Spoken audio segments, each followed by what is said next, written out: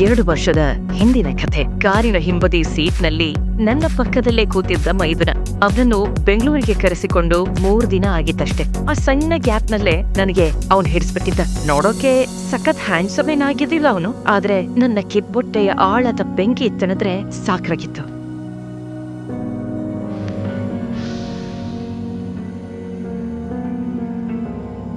ಎರಡು ಬಾರಿ ಅವನ ಭುಜಕ್ಕೆ ಬೇಕಂತಾನೆ ಉಜ್ಜಿದೆ. ಅವರಲ್ಲಿ ಯಾವ ರಿಯಾಕ್ಷನ್ ಕೂಡ ಇರ್ಲಿಲ್ಲ.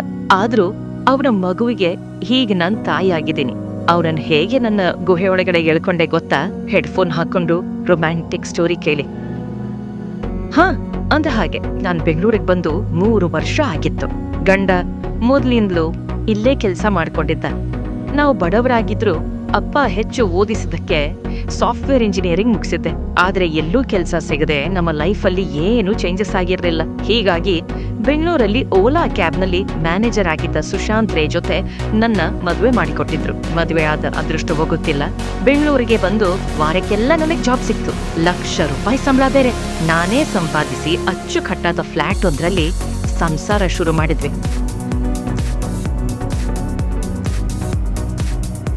ಆದ್ರೆ ನನ್ನ ಗಂಡನಿಗೆ ಯಾವುದ್ರಲ್ಲೂ ಇಂಟ್ರೆಸ್ಟ್ ಇರ್ಲಿಲ್ಲ. ಅವನ್ ಸರಿಯಾಗಿ ಮನೆಗೂ ಬರುತ್ತಿರ್ಲಿಲ್ಲ. ಒಬ್ಳೇ ಇದ್ದು ಬೇಜಾರಾಗಿತ್ತು. ವಾರ ಪೂರ್ತಿ ಕೆಲ್ಸ, ಬ್ಯುಸಿ ಇದ್ರು ಶುಕ್ರವಾರ ನೈಟಿಂದ ಸೋಮವಾರ ಮಾರ್ನಿಂಗ್ ವರೆಗಿರೋದು ಭಾರಿ ಕಷ್ಟ ಆಗ್ತಿತ್ತು. ಅದ್ರಲ್ಲೂ ನನ್ನ ಕಣಿವೆ ತಡ್ಕೋಬೇಕಲ್ಲ. ಕಣಿವೆಯೊಳಗೆ ನೀರ್ ಹರಿದಿಲ್ಲ ಅಂದ್ರೆ ಅದು ಬೆಂಕಿಯಾಗಿ ತಲೆಯವರೆಗೆ ಸುಡ್ತಿತ್ತು. ಕಾಲು ಬಿಸಿ ಆಗೋದು ತಡೆಯೋಕ್ಕಾಗದೆ ಕ್ಯಾಸ್ಟ್ ಆಯಿಲ್ ಹಚ್ಕೊಂಡ್ ಮಲಗ್ತಿದ್ದೆ. ವಿಚಿತ್ರ ವಿರಹ ವೇದನೆಯಲ್ಲಿ 3 ವರ್ಷ ಕಳೆದದ್ದೇ ಗೊತ್ತಾಗ್ಲಿಲ್ಲ. ಹೋದ ತಿಂಗಳು ಕೋಲ್ಕತ್ತಾಗ ಹೋಗಿದ್ದಾಗ ಮಾವ ನನ್ನ ಮೈದೂರನಿಗೂ ಒಂದು ಕೆಲಸ ನೋಡಕ್ ಹೇಳಿದ್ರು. ಅವನು ಸಾಫ್ಟ್ವೇರ್ ಇಂಜಿನಿಯರಿಂಗ್ ಮಾಡಿದ್ದ, ಆದ್ರೆ ತುಂಬಾ ದೊಡ್ಡ ಮಾರ್ಕ್ಸ್ ಇನ್ನು ತಗೊಂಡಿರ್ಲಿಲ್ಲ. ಬೆಂಗಳೂರಿಗೆ ಬಂದ್ರೆ ಏನಾದ್ರೂ ಒಂದು ಕೆಲಸ ಸಿಗುತ್ತಂತ ಅವನು ಕೂಡ ಬರಕ್ ಒಪ್ಕೊಂಡು ನಮ್ ಜೊತೆನೆ ಬಂದ್ಬಿಟ್ಟ. ನಮ್ ಫ್ಲಾಟ್ ನಲ್ಲೇ ಇರುವಂತ ನನ್ನ ಗಂಡ ಒತ್ತಾಯ ಮಾಡಿ ಅವನನ್ನು ಮನೇಲೆ ಉಳಿಸ್ಕೊಂಡ್ರು. ಅತ್ತಿಗೆಗೆ ಸಹಾಯ ಮಾಡ್ತಿರು ಅಂತ ಗಂಡ ಹೇಳಿ ಹೋಗ್ತಿದ್ದ. ಬೆಂಗಳೂರಿಗೆ ಕರ್ಕೊಂಡು ಬಂದು 3 ದಿನಕ್ಕೆಲ್ಲ ನಾನು ನನಗ್ ಗೊತ್ತಿರೋ HR ಜೊತೆ ಸ್ವಲ್ಪ ಮ್ಯಾನೇಜ್ ಮಾಡಿಸಿ ಅವನಿಗೆ ನಮ್ಮ ಆಫೀಸ್ನಲ್ಲೇ ಕೆಲಸ ಕೊಡ್ಸಿದ್ದೆ. ಡಿಪಾರ್ಟ್ಮೆಂಟ್ ಬೇರೆ ಆಗಿದ್ರು ಅವನಿಗೆ ನಾನೇ ಎಲ್ಲ ಹೇಳ್ಕೊಡ್ತಿದ್ದೆ.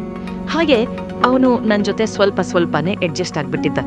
ಬರ್ತಾ ತುಂಬಾ ಕ್ಲೋಸ್ ಆಗಿ ನನಗೆ ಎಲ್ಲ ಅವನೇ ಆಗ್ಬಿಟ್ಟಿದ್ದ.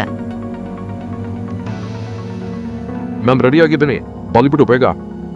ಇರೋ ಸ್ವಲ್ಪ ಇದೊಂದು ಕುಕ್ಕರ್ ಎತ್ತಿಟ್ಟು ಹಾಲ್ ಫ್ರಿಜ್ಜಲ್ಲಿಟ್ಟು ಬರ್ತೀನಿ.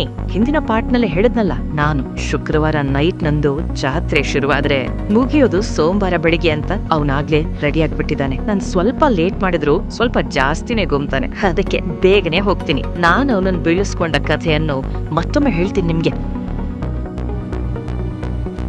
ಹಾಲು ಫ್ರಿಜ್ ನಲ್ಲಿಟ್ಟ ರೇಣಿ ಫ್ರಿಜ್ ಮೇಲಿಟ್ಟಿದ್ದ ಶೈನಿಂಗ್ ಲೋಷನ್ ಅನ್ನು ಮೈಯೆಲ್ಲ ಹಚ್ಕೊಂಡು ಬೆಡ್ರೂಮ್ಗೆ ಹೋದ್ಲು.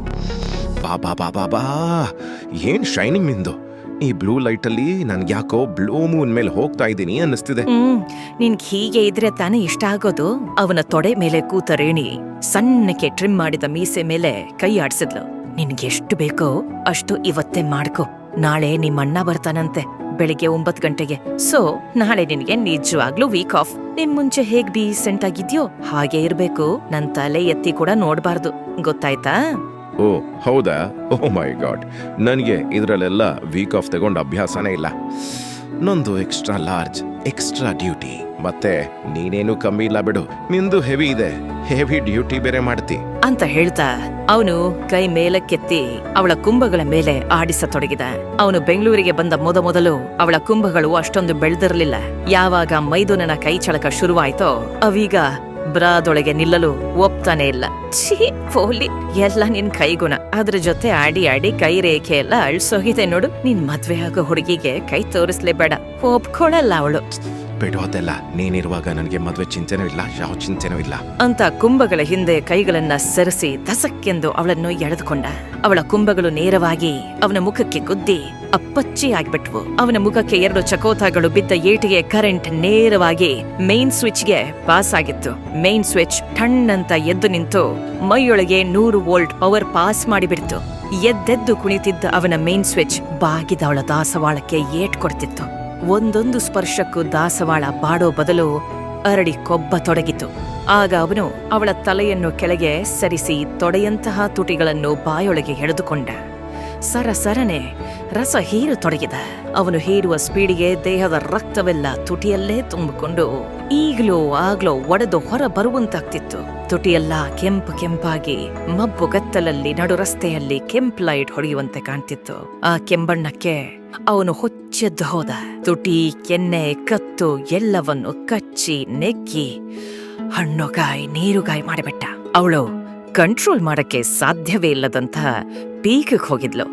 ನೀನು ಹೀಗೆ ಎಲ್ಲ ಕಡೆ ಮಾಡ್ತಾ ಕೂತ್ಕೋ, ನನ್ನ ಎದೆ ಹೇಗೆ ಹೊರಕೋತಿದೆ ನೋಡು, ಅದನ್ನ ಅನಾಥ ಮಾಡೋದು ಸರಿನಾ ಅಂತ ಅವನ ತಲೆಯನ್ನು ಕತ್ತಿನಿಂದ ಹಿಡಿದು ಎಳೆದು ಉಬ್ಬಿದೆದೆಯನ್ನು ಬಾಯಿಗಿಟ್ಬಿಟ್ಲು. ಒಂದಾದ್ಮೇಲೆ ಮತ್ತೊಂದು ಅಂತ ಅವನು 2 ಬಾಲ್ಗಳ ಜೊತೆ ಆಟ ಆಡಿದ.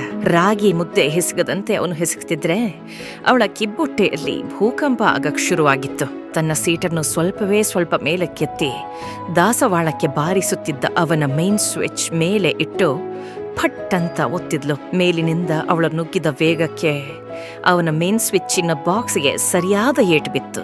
ಬಾಳೆಹಣ್ಣಿನ ಸಿಪ್ಪೆ ಸುಳಿದಂತೆ ಅವನತ್ತು ಜಾರಿಕೊಂಡು ಅವಳ ಬ್ರಹ್ಮಾಂಡವನ್ನು ಸ್ಪರ್ಶಿಸಿತು. ಏನಿವತ್ತು ಇಷ್ಟು ಸ್ಪೀಡ್ ಆಗಿದ್ಯಾ? ಓ, ರಾಕ್ಷಸಿ ಆಗ್ಬಿಟ್ಟಿದ್ಯಾ? ಹೋಗೋ ಸುಮ್ಮನೆ, ಇದೆಲ್ಲ ಕೆಲವು ಟೈಮ್ ಆಯಿತು. ನೀನ್ ಮಾಡ್ತೇನೆ, ನಾನೇ ಮಾಡ್ಲ? ಹೇಳಪ್ಪ ತಂದೆ ಫಸ್ಟು. ಈ ವಿಚಾರದಲ್ಲಿ ಯಾವತ್ತು ಮಿಂದೆ ಡಿಸಿಷನ್ ಶುರು ಹಚ್ಕೊಂಡಿದ್ದೆ, ನೀನೆ ಮುಗಿಸು ಅಂತ ಎತ್ತಿದ ತಲೆಯನ್ನು ದಿಂಬಿಗೆ ಒರಗಿಸಿಕೊಂಡ.